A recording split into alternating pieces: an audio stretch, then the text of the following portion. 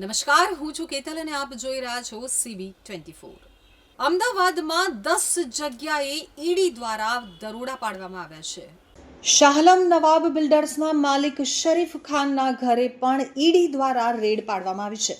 ખેડા ખાતે ફાર્મ હાઉસમાં પણ તપાસ કરવામાં આવી રહી છે।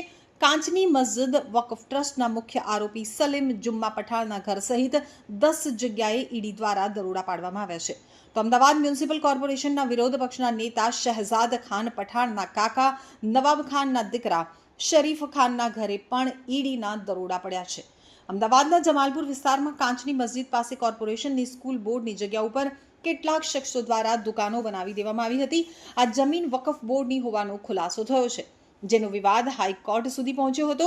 તો સમગ્ર મામલે કોર્ટે કોર્પોરેશનને આદેશ આપતા ગેરકાયદેસર બાંધકામ કરાયેલી દુકાન તોડી પાડવામાં આવી હતી।